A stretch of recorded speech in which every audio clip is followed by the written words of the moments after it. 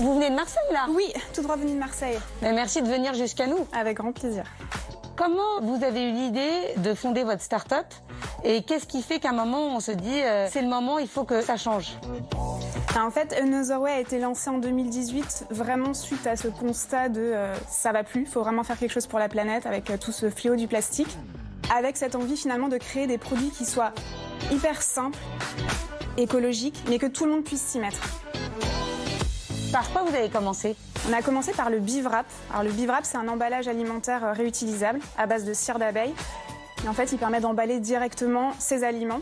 C'est du tissu qui enduit de cire d'abeille, de résine de pin, d'huile de tournesol. On le froisse.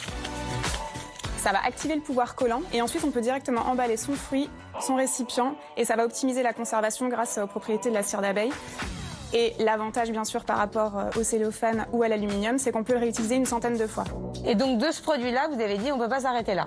Exactement. On s'est dit, c'est bien, on est en train de s'attaquer au zéro déchet dans la cuisine, il faut aller plus loin. Donc, on a décidé de proposer une vaisselle plus écologique, avec notamment une éponge lavable. Et comment on développe tout ça? En fait, vous avez un laboratoire à Marseille, vous développez tout? On est une petite équipe. Donc, on a 2 personnes en charge du développement des produits qui vont imaginer les produits et les tester. Et c'est comme ça qu'on arrive à un prototype qui nous convient. Et ensuite, on passe à l'échelle un petit peu plus grande où on lance en production. Est-ce que vous faites très attention dans le choix des personnes que vous faites travailler par rapport à cette éthique et cet engagement? Nos partenaires sont un choix hyper important quand on se lance dans un produit. Donc on va faire attention à leur manière de travailler, à la localisation bien sûr, et aussi aux matières premières qu'ils vont utiliser. On parle évidemment d'une réduction de l'impact sur l'environnement, mais aussi de l'impact sur notre porte-monnaie.